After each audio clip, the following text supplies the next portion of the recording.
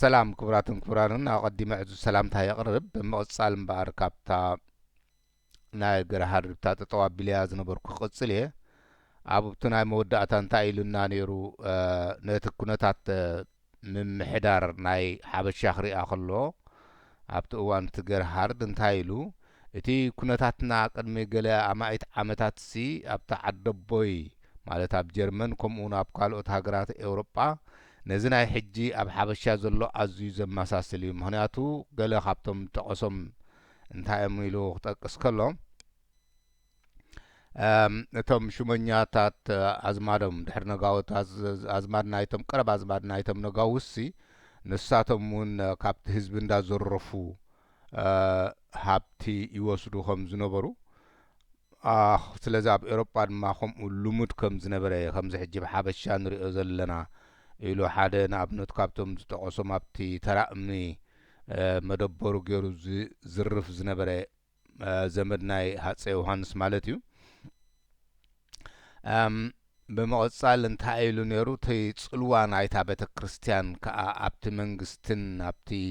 ህዝብን ከምኡ እዩ ነይሩ ኣብ ኤውሮጳውን ዋላ እቶም ናይ ቤተ ክርስቲያን ሓለፍቲ እዮም ዝሸምዎም ነይሮም ነቶም ነጋውስ ከምኡውን መምርሒ ኣማኽርቲ ናቶም ንሶም እዮም ነይሮም ስለዚ እዚ ኣብ ዝሓልፈሉ እዋን እቲ ህዝቢ ሓበሻ እውን ዘይሕሸሉ ምክንያት የለን ኢሉ እዩ ኣብዚ ኣቐሚጥዎ ዘሎ ከምዚ ንሪኦ ዘለና ግን ሕጂ ሃይማኖት ዘይኮነተ ነቲ ጉጅለ ናይ ሳሕል ኣብ ኤርትራ ዝገዝእ ዘሎ ወይ ከዓ ገዚአ ዝብል ዘሎ እምበር ድጭፍልቕ ድጭቁን ደፍሪ ደርዕድ ዘሎ ድዕምፅ ዘሎ ንዕኡታ ሃይማኖት ዘይኮነት ትጸልወስ ንሱ እዩ ንዓኣ ድላዩ ዝገብራ ፓትርያርካ ከይተረፈ ኣብ ቤት ማእሰርቲ ገይሩ ኣብ ማሕዩር ገይሩ ዝቐትል ካልኦት ሓለፍቲ ካህናት እውን ንከምኡ ዝቐትል በቃ ብሓፂሩ ስታይ ስለዚ እቲ ኩነታት ከምቲ ገረሃርድ ዝበሎ ኣይሓለፈልናን ዘሎ ነብሲ ወከፍ ወለዶ ንእሽቶ ወለዶ ነቲ ኣብ ቃልሲ እዩ ዝነብር ዘተወልደ ግን ኩሉ ግዜ ድማ እንታይ እዩ ዝብል ኣነ ከዚ ሕጂስ ክሕልፈ እየ ከጣጥሓላ እየ ከጣጥሖ እየ ነዚ ፖለቲካ ነዚ ናይ ሓበሻ ነቲ ዝምድናታት ናይቲ ሕብረተሰብ ከጣጥሖ እየ ዝብል ግን ክሳብ ሕጂ ኣይተበፅሐትን ዘላ በዚ ምክንያት ድማ ኣይሓሸልናን ዘሎ ነቶም ህዝቢ ብምቕጻል እምበኣር ኣብዚ እንታይ ኣስፊሩ ኣሎ ገረሃርድ ኣብ ዓዲ ዛውል ምስ በጻሕና ነታ ቅድም ዝኸድናላ መንገዲ ረኸብና እያ ሕጂ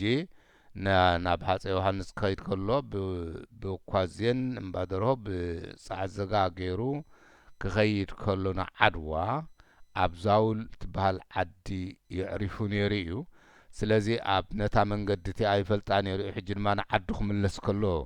እዩ ከምኣ ዝብል ዘሎ ኣብ ዓዲ ዛውል ምስ በጻሕና ነታ ቅድም ዝኸድናላ መንገዲ ረኸብና እያ ሽዑ ድማ ልክዕ ኣብታ ቅድም ዘዕረፍናላ ቦታ ክንሰፍር ወሰና ቅድሚ ኣብቲ ቦታ እንሕዘሉ ምብጻሕና ግን ሓደ ፍሉይ ሰብኣይ ብማዕዶ ረኣና ንሱ ናባና ገጹ ተወጢሑ ክመጽእ ከሎ ብማዕዶ ኣነ እዚ ገለ ሽመት ዘለዎ ሰብ ክኸውን ኣለዎ በልኩ እቲ በቕሉ ጽቡቕ ዝተሰለመ ሓያሎ ጽቡቕ መሳርያ ዝዓጠቑ ቅድሚኡ መሪሖም ዝኸዱ ነበሩ ገለ ካብቶም ጠበናጁ እቶም ኣለዉ ዝበሃሉ ሓደስቲ እዮም ነይሮም ኣሰሩ ዝስዕቦ ካህን ድማ ነበረ ሕጂ ኩሉ ግዜ ኣብቲ ዘበን እቲ እንታይ ኢና ክንመሃር ዘለና ብፍላይ ዓበይቲ ሰባት እንድሕር ደኣ ኮይኖም ዋላ ገረሃርድ እኳ ምስኡ ዝኸይድ ካህን ከም ዝነበሮ ርኢና ነርና መብኡ ደስ ከም ዝበሎ ዝኾነ ኮይኑ ኣብቲ እዋን እቲ እቶም ሹመኛታት ባህሊ እዩ ነይሩ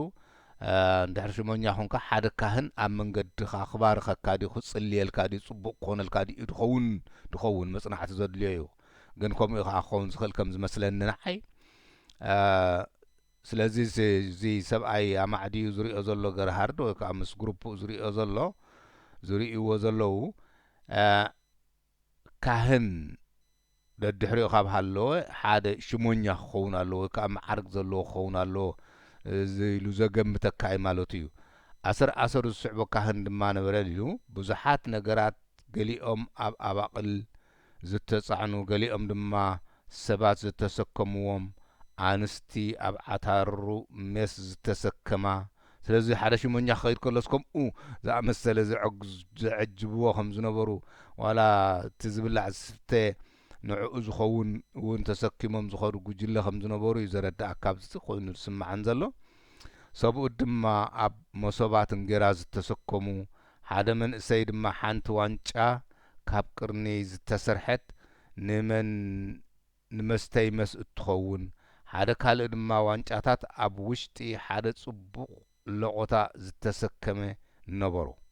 እዚኦም ኩሎም ነቲ ሽሞኛ ወይ ከዓ ነቲ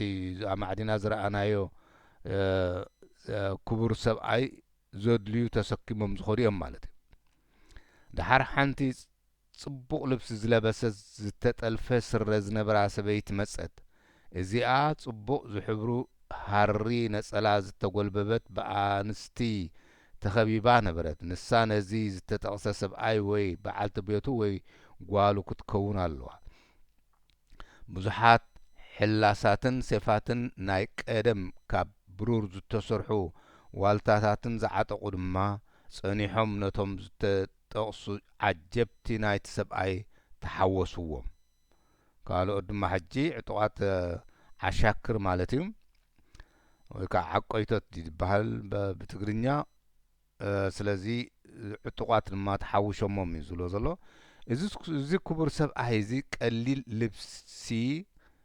ማግረፍ ዝበሃል እዩ ማለት እዩ እምበር ናይ ክቡራት ልብሲ ዝለበሰ ኣይነበረን ኣብ ዓይኑ ግን ሓደ ጸሊም ሃሪ ጨርቂ ተሸፊኑ ነይሩ ስለዚ ሕማም ዓይኒ ነይርዎ ክኸውን ኣለዎ ኢለ ሓሰብኩ ሓደ ካብቶም ዓጀብቱ ነቲ በቕሉ ብልጓሙ ወጢጥዎ እዩ ዝኸይድ ነይሩ ንሕና ኣብቲ ቦታ ምስ በጻሕና ካብ ኣባቒልና ከይወረድና ጥራይ ሰላም ኢልና ሓለፍና ከይደንጎዩ ኣቶ ሽምፓ ብርበጻ እንዳላህልሁ ምስ መጹ ፍርሂ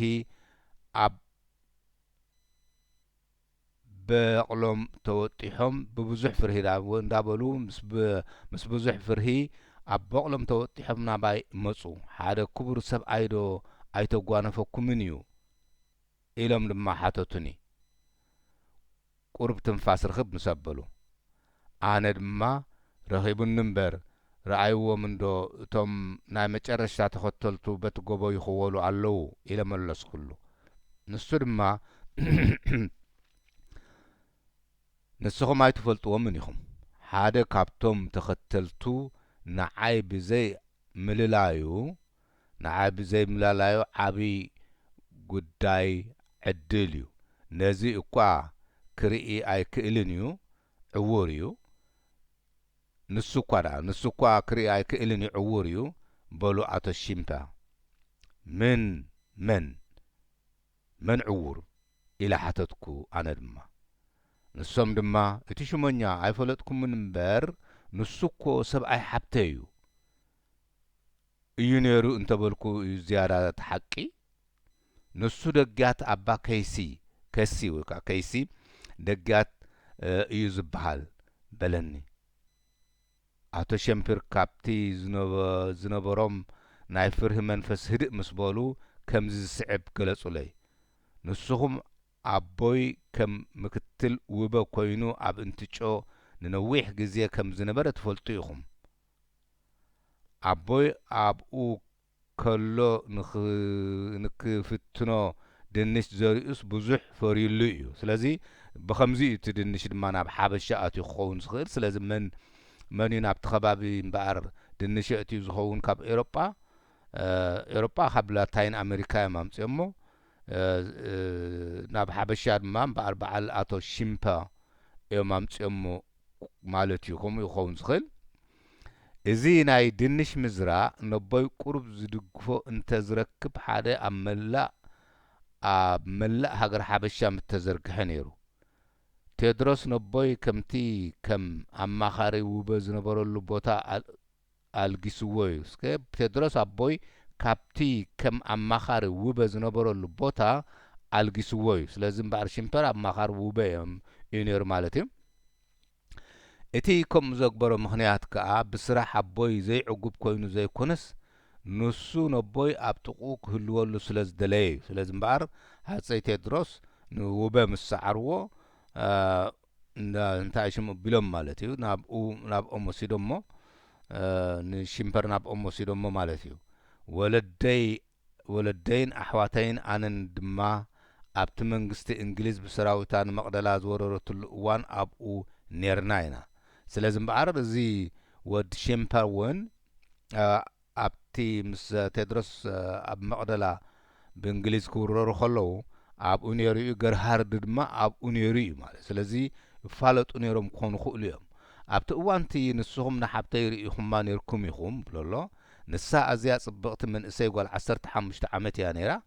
ብዓይነ ሓበሻ ከዓ ዝያዳ እያ ጽብቕቲ ነይራ ምኽንያቱ ንሳ ጻዕዳ ብምዃናን ሉስሉስ ጸጉሪ ስለ ዝነበራን ኢሎም ገለጹለይ ኣነ ድማ ልክዕ ከምኡ እዩ በልኩዓው ኢለ ወቱ ዝትብልዎ ዘለኹም ሓቂ ኢለ ማለት እዩ እዚ ኩሉ እፈልጦ እየ ንሓብትኹም ድማ ጽቡቕ ገይረ እየ ዝፈልጣ ኢለ መለስኩ ንሶም ብምቕጻል ጽቡቕ እቶም እንግሊዛውያን ነቲ ዝነበሮም መደብ ፈጺሞም ክምለሱ ከለዉ ኣነ ድማ ምስኣቶም ካብዚ ሃገር ሓበሻ ወፂኤ ናብ ኤውሮጳ ከይደ ከለኹ ኣብቲ እዋንቲ መስፍን ትግራይ ዝነበረ ካሕሳይ ንሃፀይ ዮሃንስ ማለት እዩ ሕጂ ግን ሃፀይ ናይ ሓበሻ ኮይኑ ዘሎ ንኣባ ከይሲ ከም ምክትል ናቱ ገይሩ ሸየሞ ለዚ ምክትል ናይ ሃፀይ ዮሃንስ እዮም ነይሮም ማለት እዮም ቶም ኣባ ከይሲ እውን ኣባ ከይሲ ድማ ካብቲ ቅድም ከም ምክትል ኮይኑ ዝሰርሕ ዝነበረ ኣቦይ ምኽሪ ንምልጋስ ንምርካብ ዳ ምኽሪ ንምርካብ ብተደጋጋሚ ናብ ዓድዋ ይመላለስ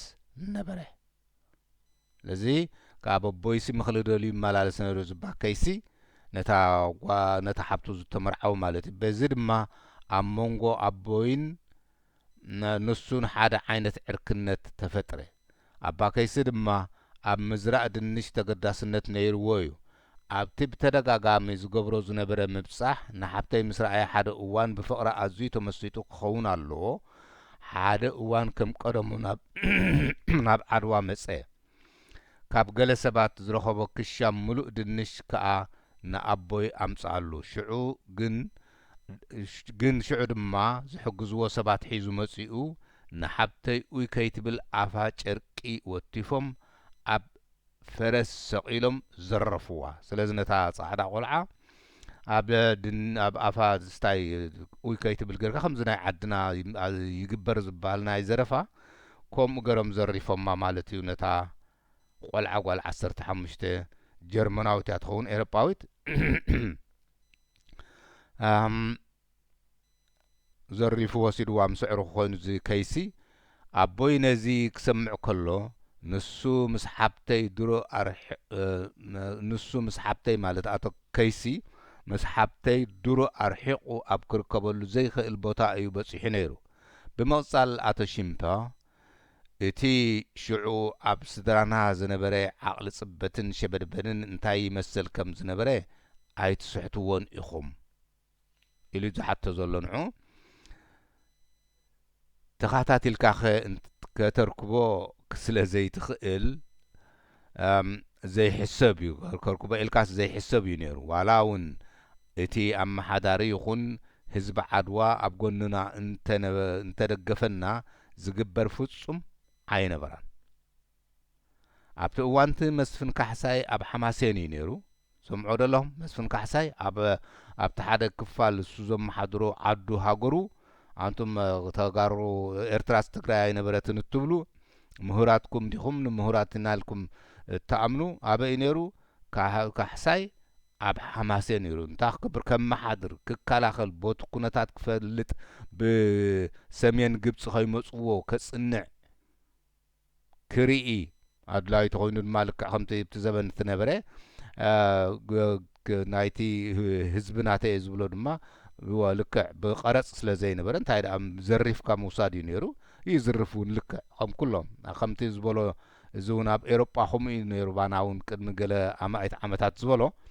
ከምኡ እዩ ነይሩ እቲ ባህሊ እቲ እዋን እቲ ስለዚ ሙእኩል ቀረፃ ኣይነበረን ብከምኡ እዩ ዝቕለብ ነይሩ እቲ ወተሃደር ብዘይተጸበናዮ ድማ ድሕሪ 2 መዓልቲ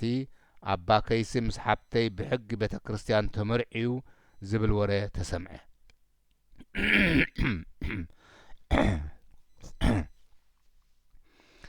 ኣብ ሃገር ሓበሻ እቶም ዝበዝሑ መውስቦ ብዘይ ናይ ቤተ ክርስቲያን ኣገባብ ከም ዝፍጸሙ ትፈልጡ እንተኾንኩም ከዓ ኣቦይ በዚ ወረ እዚ እቲ ዝነበሮ ሸገርገር ከም ዝፈኾሰሉ ኣይትስሕትዎን ኢኹም ስለዚ ብሕጊ ስለ ዝተመርዓዋ ብሕጊ ቤተ ክርስቲያን ፈኺሱሉ ምክንያቱ እሱ ኢሉ ዘሪፉሲ ብደይ ሕጊ ከየምብራ ኢሉ ፍርህ ስለ ዝነበሮ ሕጊ ስለ ዘልበስ ብሕጊ ስለ ዝተመርዓዋ በዚ እቲ ኣቦይ ናቲ ዝነበሮ ሸገርገር ፈኺሱሉ እዩ ዝብል ዘሎ ኣብ ሃገርና እውን ኣብ ሃገርና ክብል ከሎ ሕጂ ሸምፐር ኣብ ጀርመናውያን ወይ ከዓ ኣብ ኤሮጳ ማለት እዩ ኣብ ሃገርና እውን ኣብ ኣዝዩ ሃገረሰብ እንተኮይኑ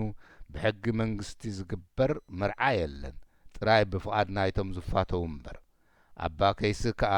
ካብ ሓንቲ ክብርቲ ስድራ ቤት ሃብታም ገዛኢት ናይ ሓደ ክፋል ምምሕዳር ዝተወልደ ስለ ዝነበረ ካብዚ ንላዕሊ እሞ ሰብ እንታይ ይደሊ ብተወሳኺ ድማ ሓብተይ ኣዝያ ዕግብቲ ስለ ዝነበረት ኣቦይ ነቲ ጉዳይ ተሰማምዓሉ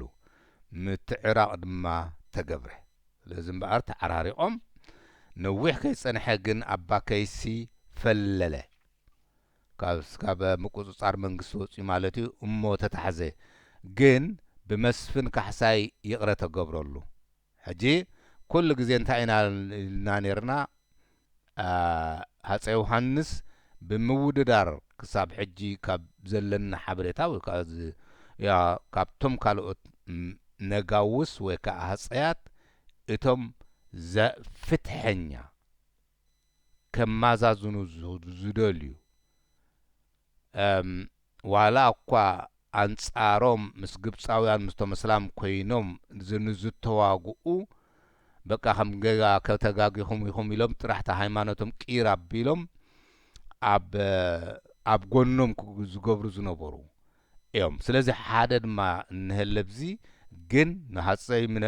ምኒልክ ዝገበሩሎም ፍትሒ ርኢና ኢና ግን ተመስኪሩሎም ብዘይ ቀልዓልም ኣብዚ ድማ እንታይ ንርኢ ኣለና ግን ብመስፍን ካሕሳይ ማለት ሽዑ ሃፀይ ዮሃንስ ዝነበሩ ማለት እዩ ካሕሳይ ይቕረ ተገብረሉ ፈሊልካ ተባሂሉ ድሓን ሕጂ መምሃሪ ይኹንካ ኢሎም ከምዚ እንታይ በቬሮንግ ዝበሃል ኣሎ ብዛ ዓዲ በቃ ተጠንቀቕ ድሕሪ ሕጂ ግን ከምኡ ትግበር ኢሎም ይቕረ ተገይሩሉ ኣባ ከይሲ በዓል ሃፀይ ቴዎድሮስ ከምዚኣ ፍጹም ኣይገብሩን ብባህሪ ብታሪክ ማለት እዩ ኣባ ከይሲ እንደገና ኣዕገርገረ እሞ መልሹ ድማ ኣዕገርጊሩ እሞ መልሹ ተታሕዘ ኣብ ኢድ እቲ መስፍን ትግራይ ከዓ ኣተወ ኣብቲ እዋን ግን እቲ መስፍን ትግራይ ዝነበረ ካሕሳይ እቲ ካልኣይ ግዜ ክትሓዝ ከሎ ኣብቲ እዋን ካሕሳይ ቅድሚ ሓፂር እዋን ከም ሃፀይ ሓበሻ ኮይኑ ኣብ ኣክሱም ተቐቢኡ ነይሩ እቲ ካልኣይ ክትሓዝ ከሎ ንሱ መሊቑ ካሃድም ክኢሉ እዩ ሓብተይ ግን ብወተሃደራት ስለ ዝተታሕዘት ሰብኣይኪ እዩ ተባሂላ ሓሰረ መከራ ረኺባ እያ ሽዑ ድማ ካሃድም ክኢሉ እዩ እቲ ኣባ ከይሲ ካልኣይ ግዜ ግን ነታ ሓብተይ ግን ሰበይቱ ኢኺሎም ሓሳረ መከራ ኣውሪዶምላ እቲ ሃፀይ ንሞት ፈረዳ እቲ ንሞት መፍረዲኣ ዝተዋህበ ምኽንያት ከዓ ሕጂ ምኽንያት እዮም ዘምፅኡኻ ሕጂ ነቲ ንዝኾነ ሰብ ኣንጻር እቲ ሃፀይ ከሎ ዘብልዕን ዘስትን ምስኡ ዘንብርን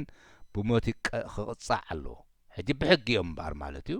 ድሕሪ ደኣ ንሓደ ሃፀይ ኣንጻሩ እንዳኾነ እንዳፈለጥካ ምስኡ ተንብሮ ተብልዖ ተስትዮ እንድሕሪ ደኣ ኮንካ ብሞት ኢኻ ትቕፃዕ ትብላ ነራ ሕጊ እያ ትመስል ዘላ ስለዚ ሃፀይ ዮሃንስ ብሕጊ እዮም ዝኸዱ ነይሮም እቲ ሕጊ ቁኑዕ ድዩ ቁኑዑን እዚ ሕጂ ዝበሃል ዘሎ ኣብ ሰብኣያ ዝገብሮ ساعت قصة نيرا بزنايل مختري خلاها فتصم كنت قصة عين مرتين كنبل جبو نورمالي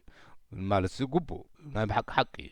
جينا بتقوان تخم بالحقي تحقتي أخت كسفر زين برا وانا خوين خم بلالو زبل حقي سلز تحست وسلزي نزا حق زي أسلز تحست بزي آيات فريدة زبلي نيرو أبوي سلز لمنو جن إتي هاتسي نتي نايموت فردي ناب بيجوغراف مغرفتي قيرو مسكينيت سلازي بيجوغراف تغريفا مالتيو دحرزي دما نحبتي نصا غبرا كما أبوي زبلو جن نسو نحبتي بمحيور زحازا خامتان بزي سقطت غيرو كاب أبوي جنزب نمركاب إيو نيرو كم يبل أبوي زبلو أبوي زغفل عقمي كم زي نبرقن كم كل سب اتنقصوني فلت نيريو اتي نقص ولا قوان حقا ترير مقصعتي يقصعي أمبر دحرقن بتي مس أبا كيسس نبرازم لنا بزح أي حزلان التفاون نسان أبتي حلقة ناي كرس حلفي تمرعوت أبا كيسجن بتي كلتا جزي أنصار نقص زعقرقرو زعقر قيرو جينا زي عقب زنبره مستي أنصار نقص عاتقو أبقون نقبس كوينو زنبره ولد مكائل زبحال سعيرو أنصار حسي كونه لازم بعر أبا كيسر ما خلا أجزي هاديمو كما يمزقبرو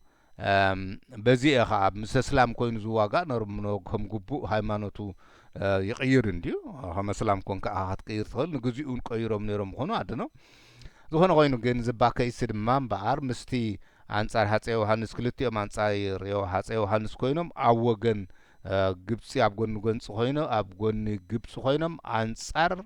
هاتسي وهانس أنصار بحالهم أنصار هزبهم يواجو نيرهم كم يوم زقبرو أنتم بوغن بحق زي كونس بوغن دو بقلدو خنكيد التبلو بفلا يا انتم أوراجاوان أوراجانا سلسخونس كتعما أيو أوراجانا التبلو تمهارو بعثرا سولدن كيل بقى خميد مسؤول حربنيا دحر استاي أخور يا بالكايم مسمانيم دخلوا من تهزبي لهم استاي بلونهم أبا كسر ما خم أيجو لازم ممهاري يخوننا دحر تم إليت نحنا وكاتم لهيك أن نحناسي بجكابتا شموتهم دا أمبر بحق زي كدو مخانم دحر تعماتهم دماغ زي كحد زي قبور أنصار بحلومن هايمانوتهم لك زمزقو جلزي حجي زي أنصار تهايمانوتي خوين زولو أنصار بحلون دا ألو خوين زولو أنصار كبرتاتون دا ألو خوين زولو لازم ساعتهم ما بعل رسول دنكيل بعل زي أبا كيسر مالكهم يوم كوينهم أنصار هاتسي وهانس شموتهم وكامسوهم سلا زي ترارادو وغن قبس خوينهم حما خا زي أتم كم زكبروس بوراجا ناوراجا ستاب بلهم آير آين كساب حجي بخم زي حزر آي يلن نفاس يايزي أبقرع دما اندقنا تمارخين بالحجي كيسي اندقنا دما أبقرع تمارخو شعوغن اتنقوس نعومت نموت فرودو يخون مبر قربسي أفكسلو أبا كيسي متعبيتن مصاوتن ناي نوغوس أبغزي نقسنوتهم إيونيرو مبار رأيو متعبيتن مصاوتن اندهر آنيروم دما دك حد خبابي مالتي برقص منال باشون دك حد عدو خونو اللهم اما تنحاسيهم دو هم بأربزي أخم حجي بخمزي ود خمزي يأس بنوراجانا خمزة قبر الله إنا وراجانا وخمزي دلوا أقلت بلهم سحقوا مسلكم على إرتراسكم من ديا إرترانا خمزي لما قاب إثيوبيا دا أتفالي مبر قم دا ديكم شين فلاي كابزن مار بارزم كل تزيم بحنس عدا عبيو بحنس عدا تصاوتو زنبرو دك حنت عدون خون خوليم بحنس عند حرات سوي غودو بهم سلازي دك حدا وردا تجدد تخونا دك حنت عدي كاو ترفر ما دك حنت وردا دك حاور أوراجها مخ أقرفوها مزيم زيتن حسيسي يتم يا نبعل درعون قلملن ونبعل بيترس سلومون زؤسرو بعرب تيجي لعلواي شمتسي دك حماسين دك أكل غزان يلوني يدحنوهم دو سلازي تمهار فتصيمك إذا أوراجات بهال حخخ بجكا بعلامة تهيمانو دما موس أصقع بالكاشعين شعون أطفئ سبنا دلي هيمانتي هالو انت ابتي منغستاوي سرعات ابت معلتاوي بمسل سب زحلو حققن فصم كل ناي منغست سماي يغبرتي هيمانتات اب ودما خركبي اي تسرق اندحر دالي خوينو اب كل خركبي من بقولو دما هيمانتو سلازي كم اوزانتا كابزن مهار مالته زوم كلته متعبيتن مصاوتن زنبرو تخححيدم كساب ناموت مفررات كوينم حص يوحنس ግን ከምታ ንብላ ዘለና ኣብ ዝረአ ኻያሲ ክሳብቲ ናይ መርማሪ እዚ ኣባ ገብሮዲ ሽሙቲ ወዲ እቶም ወዲ ጻዕዘጋ ዝሓዝዎ እሞ ናጻ ምስ በልዎም ሓፀ ዮሃንስ እንታይ ሰብኣይ እዚ ደንበር ጥዑ ክሳብ ክንዲ ዝሮ ፍትሒ ወሃበካ እዩ ኣብ ጀርመን ኣብ ኤውሮጳ እኳ ከምኡ ዝኣመሰለ ፍትሒ ዘየለስ ከመይ ዝኣመሰለ እዩ ንኣብነቱ ጀርመናዊ ብፈረንሳውያን ኣብ መሬት ዓዶም ክምርምር ረኺቦም ምን እንተ ዝኾኑስ ምቆተሉኒ ገለ ከም እንዳበለ ዝበሎ ሃፀይ ዮሃንስ ግን እንዲዕ ገለ እቲ ናይ ምርሕራሕ ነገር ባህርያዊ ድዩ ምስቲ መጽሓፍ ቅዱስ ተተሓሓዘ ድዩ መብዛሕትኡ ግዜ ዝያዳ ብሩሕሩሕ ምዃኖም ብመሓሪ ምዃኖም እዩ ጎሊሑ ዝርአ ኣብቲ ኣብ ጥቓ ዓዲግራት ዝርከብ ሰፈር መሬቱ ከዓ እዩ ዝነብር ነይሩ ትባከይሲ እንታይ ዝበለ ሰጊረ ኣለኹ መስለኒ ማለሲ ይኹን እምበር ቁርብሲ ኣፍኮሰሉ እንዲናልና ኣባከይሲ መትዓበይትን መጻውትን ናይ ንጉስ ኣብ ግዜ ንእስነቶም እዩ ነይሩ ግን እቲ ንጉስ ብድሕሪ ሕጂ ፈጺሙ ከም ዘይዕገርግር ክገብሮ ስለ ዝደለየ ኩሉ ግዜ ከም ዘይዕገርግር ክገብሮ ስለ ዝደለየ ክልቲአን ዓንቱ ከም ዝዓውር ገበሮ ዝነበሮ ሃብቲ ግን ወረሰሉ ኣይተወርሰን ኣይወሰዱሉ ኣብቲ ኣብ ጥቓ ዓዲግራት ዝርከብ ሰፊሕ መሬቱ ከዓ እዩ ዝነብር ነይሩ ስለዚ ብወዲ ከባቢ ዓዲግራት እዮም ነይሮም ኣባከይሲ ማለት እዩ እቲ መግለጺ ናይ ኣቶ ሽምፐር ከምዚ እዩ ነይሩ ከምኡ ኢሉ ገሊጽለይ እዚ ድማ ንዓይ ተወሳኺ ኣብ ትዕዝብተይ እዩ ነይሩ ሓደ ካብቲ ኣብ ሃገር ሓበሻ ኸይደ ዝተመሃርክዎ እዩ እዮም ዝብሉ ዘለዉ ስለዚ ንሕና ድማ ክሳዕ ክንደይ ታሪኽና ክገድሰና ካብዚ ሓሊፉ ካብኡ ድዓሙቕ ከለዎ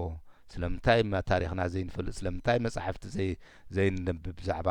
ሃገርናን ታሪኽናን ዝብል ምብርባር ክመፀና ኣለዎ ካብ ስኢልካ በውራጃ ዶ ብሃይማኖቱ ኣንቱም ምስኹም ኣንታስኻ ዶ ዝንዶ እስኻ ተደይ ትኸውን ዶ ካብ ምባል ምውዓል ናብ ቁም ነገር ዘለዎ ብሱል ኣተሓሳስባ ንኽንመጽእ ማለተ እቶም ደቀ ዓዲ ዛውል ከምቲ ኣብቲ ቀዳማይ ግዜ ብጽቡቕ ዝተቐበሉና ሕጂ እውን ከምኡ ብጽቡቕ እዮም ተቐቢሎምና ንጽባሒትን ኮ ኣነ ንመረብ ሰጊረ ናብ ዳዕሮ ጳውሎስ ገጸይ ንምብጻሕ ምንም ሰሜናዊ ምብራቕ እንዳከድኩ ከለኹ ወተሃደራት ካብ ጀነራል ገብሮ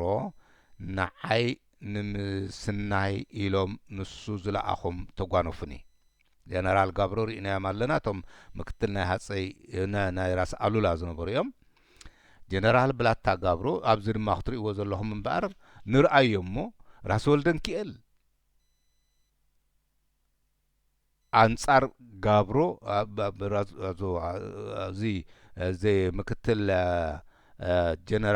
ጀነራል ጋብሮ ናይ ራእሲ ኣሉላ ምክትል ኣብዚ ሕጂ ብዙሕ ኢና ክንመሃር ንኽእል እቶም አንቱም ተጋሩስ ክወርሪኦም ዝመፁ ዝነብሩ ትብልዎም ዘለኹም ተጋሩ እንዲኦም ገብሮ ድማ ተግራዋይ እንዲ ራስ ኣሉላ ድማ ተግራዋይ እንዲ ተሰማሚዖም እዮም ዝሰርሑ ነይሩ ኣብዚ ክንመሃሮ ዘለና ድማ ራስ ወልደን ኪኤል ወዲ ሃዘጋ እዮም ጋብሮ ከዓ ወዲ ጸዓት ዘጋ እዮም ጋብሮ አንጻር ግብፂ ይዋጉ ራስ ወልደን ኪኤል ድማ ምስ ግብፂ ኮይኖም አንጻር ገብሮ ይዋጉ ደቂ ምናምን ዘርአድ ማእምኑ ድኾኑ ደለዉ አንቱም ወገናውያን ኢና ክንነግረኩም ደልና ናይ ብሓቂ ክበርሃልኩም ኣሎ እዚ ብወገን ሓንቲ ትብጻሕ ካብ እንዳ ምናመ ዘርአ ደቂ ሓደ ሰብኣይ ዝቀራርቡ እውን የለን ማለት እዩ ግን ክሳብ ክንዲዚ ክሳዕ መንነቶም ክሒዶም ምስ ግብፂ ወጊኖም አንጻር እቲ አንጻር ግብፂ ዝዋጋእ ወዲ ሓወቦኦም ንበሎ ወዲ ሓወቦኦም ክንብሎ ንኽእል ኢና ምክንያቱ እንዳበልካ ስናብኣ ከምዚ ኣነን ኣቶ ድራር እውን ደቀሞ ደቀ ኮን ንኾነሉ ከምኡ እቲ ጉዳይ ስለዚ እዚኦም እውን ኣይጠቕምናን እዩ ድሓር ንሰለስቲና እቲ ነቶም ኣውራጃውያን መምሃር ኾነና ነቶም ተጋሩ ይኮንና ንብል መምሃር ኾነና ያ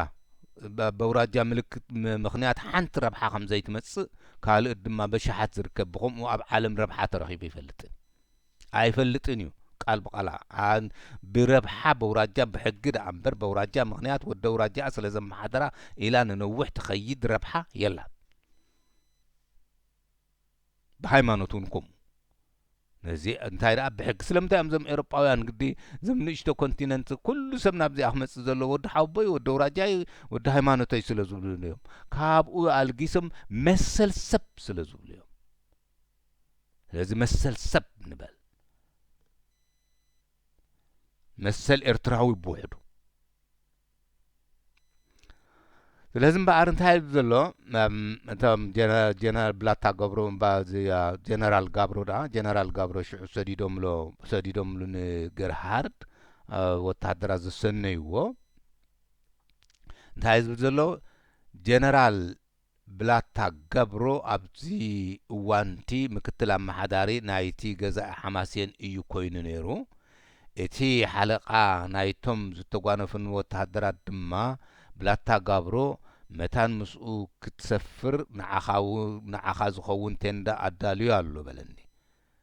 እዚ ግን መደበይ ስለ ዘይነበረ ቀልጢፈ ኣቑሑተይ ናብ ኣስመራ ከም ዝኸይድ ገይረ ኣነ ግን ምስ ኣቶ ሽምፐርን ገለ ኣገልገልተይን ሒዘ ናብ ዳዕሮ ጳውሎስ በቕለይ ተወጢሐ ነቐልኩ ዳዕሮ ጳውሎስ ዓዲ ክትጽዋዕ ኣይከኣልን ኢልዎ ዳዕሮ ጳውሎስ ዓዲ ክትጽዋዕ ኣይከኣልን እዩ ምኽንያቱ ብጀካ እተን ኣብ ጥቓ እታ ቤተ ክርስቲያን ዘለዋ ውሕዳት ኣጓዱ እምበር ካልእ ነባሪ ሰብ የብላን ዳዕሮ ጳውሎስ ኣብ ልዕሊ ባሕሪ ማለት እዩ ናይ 2000 ሜትር ኣብ ልዕሊ ጽፍሒ ባሕሪ ኣቢላ እያ ዘላ እቲ ኣብ ጸዓት ዘጋ ብጽቡቕ ዝተቐበለኒ ባዕሉ ድማ ንነብሱ ቀጥን ኢሉ ዝጽዋዓ ብላታ ገብሮ ኣብዛ ዳዕሮ ጳውሎስ እዩ ሰፊሩ ነይሩ ኣብ ዳዕሮ ጳውሎስ ሰፊሮም ነይሮም ማለት እዩ ብላታ ገብሮ እቲ ሽዑ ምስኡ ዝነበረ ሰራዊት ምስቲ ቅድም ኣብ ጸዓት ዘጋ ዝረኸብክዎ ኣዝዩ ውሕድ እዩ ነይሩ ምኽንያቱ እቲ ብዙሕ ሰራዊት ኣዝዩ ውሕድ እዩ ነይሩ እቲ ክመጽእ ከሎ ብባሕሪ ገይሩ ብዙሕ ነይሩ ራስ ኣሉላ ድማ ኣብኡ ነይሮም ምኽንያቱ እቲ ዝበዝሕ ክፋሉ ምስ ራስ ኣሉላ እዩ ከይዱ ነይሩ ይኹን እምበር ንወራር ግብፂ ንምክልኻልሲ እኹል ሰራዊት እዩ ነይሩ ኣብዚ ንመሃር እምበኣር ክልተ ደቂ ሓደ ዝመበቆሎም ደቂ ሃዘጋን ጸዓት ዘጋን እቲ ሓደ ምስ ሰራዊት ግብፂ ኮይኑ እቲ ሓደ ድማ ምስታ መበቆሉ ሓበሻ ኮይኑ አንጻር ግብፂ ይዋጋእ እቲ ድማ ምስ ግብፂ ኮይኑ አንጻር እዚ ህዝቡን እቲ ወዲ ሓወቡኡን ይዋጋእ ከምኡ እዩ ኣብ ተጋድሎ ሓርነት ኤርትራ እውን ከምኡ እዩ ነይሩ ኣብዚ ምስ መፁ እውን ከምኡ እዩ ነይሩ እዞም መብዛሕትኦም ኣብዚ ዘለዉ ናይ ህግደፍ ደገፍቲ ገለመለ ኩሎም አንጻር ዓዶም አንጻር እንታይኦም አንጻር ወዲ ሓወቦ አንጻር ሓትኖም ባዕሎም መሕሊፎም ድወሃቡ ከምኡ እዮም ስለዚ ካብዚ ኸነልግስ እንድሕር ዳኣ ኮይንና ካብዚ ዝንቡዕ ዝምባሌ ውራጃዊ ዶ ሃይማኖታዊ ዶ ድሑር ኣተሓሳስባ ወፂእና ኣብነት ናይ በዓል ራስ ተሰማ ሒዝና ያ ነስፍኖ ብትምህርቲ ብንቕሓት ድማ ናይ በዓል ኣቦይ ወልደ ኣብ ናብ ዓልሓዊ ኢብራሂም መሓመድ ዓሊ ወሲድና ንምሃር ኣነ ኣብኡ ምስ በጻሕኩ ንብላታ ገብሮ ኣብ ውሽጢ ሓደ ብሰብ ዝመልአ ኣጉዶ ረኸብክዎ ተራኺቦም ማለት እዩ ንሱ ጽቡቕ ልብሲ ለቢሱ ብድሕሪት ኣብ ሓደ ዓንገረብ እዩ ኮፍ ኢሉ ነይሩ ሓደ ኮቴቴ ድማ ኣብ እግሪ ኮፍ ኢሉ ኣእጋሩ ይደርዞ ነበረ ኣነ ናብቲ ኣጉዶ ምስ ኣተኹ እቲ ሰብኣይ ንዓይ ክብል ቦታ ነጻ ግብረ ሓደ ሰብኣይ ማለት እዩ ነቲ ጀነራል ድማ ብድድ በለ ንዓይ ብምርኣዩ ከዓ ኣብ ገጹ ሓጎስ ይርአ ነበረ ሽዑ ኣነ ነቲ ትእዛዝ ካብ ንጉስ ነገስታት ዝሓዘ ደብዳቤ ሃብክዎ ካብ ንጉስ ነገስታት ደብዳቤ ተዋሂብዎ ነይሩ ንገርሃርድ ማለት እዩ ስለዚ ነባ ገብሮ ጀነራል ጋብሮ ሂቦሞ ንምዃኑ እኳ ንብላታ ገብሮስ ንዓይ ንምትሕብባር ትእዛዝ ዘድልዮ ኣይነበረን ሽዑ ንዓይ ኮፍ መበሊ መንበር ተቐረበለይ ንኣቶ ሽምፐርን ንኣቶ ባራግሊዮንን ድማ ነፍሲ ወከፎም ድኳ ተዋህቦም ኣቶ ባራግሊዮን ምሳይ ክመጽእ ኣይደለየን ነይሩ ምክንያቱ ብላታ ገብሮ ከይሕዞ ስለ ዝፈርሐ ኣነ ግን ብንጉስ ነገስታት ክኸይድ ስለ ዝተፈቕዶ ስለዚ ነቲ ብራግሎስ ንመሳርያ ዘተዓራር ዝነበረ ብንጉስ ነገስታት ተፈቒድዎ እዩ ነይሩ ማለት እዩ ብሃፀ ዮሃንስ ካብቲ ሃገር ምስንባትካ ዕላው ግበሮ ኢለ መዓድክዎ ብተወሳኺ ድማ ንሱ እቲ ንፉዕ ስራሕ መሳርያ ስለ ዝነበረ ዳርጋ ነብስ ወከፍ ወተሃደር ከም ዝፈልጦን ዋላ ሓንቲ ዘፍርህ ከም ወይ ዘሕብእ ከም ዘይብሉን ብተደጋጋሚ ኣብራህ ኩሉ ትብል ስለዚ ንሎሚ ሕጂ እዚኣ ተኣኽለኒ ካብዚ ትምህርቲ ክንረክብ ቶም ንሕና ተጋሩ ኣይኮናን ንዝብሉና ክወርኦም ድመፁ ዝብሉ ሓቂ ከም ዘይኮነ አንቱም አውራጃውያን ንሕና ብሉጻት ኢና ዶ እንድሕር ደቂ አውራጃና ተማሓዲርና ብደቂ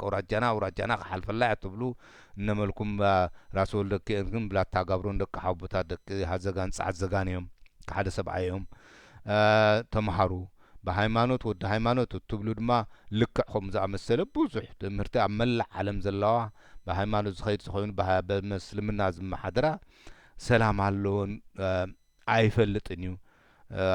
ስለዚ ከምኡ ንኸምዚ ክምህረና ክእል እዩ ነቶም ከላግጹልና ዝደልዩ በውራጃ ድዩ ብኣልስኻን ንሕና ተጋሩ ይኮንና ንዝብሉ ድዩ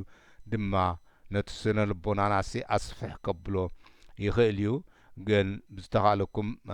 ነብሲ ወከፍ ሰብ ብዝተኻለና መጠን ባዕላህና መጻሕፍቲ ስለ ክሕግዙና ዝኽእሉ ከንቅሑና ዝኽእሉ እንተነበብናን እንተተማሃርናን ጽቡቕ እዩ እንዳበልኩን ሕጂ ኣብዚ ኣኽለኒ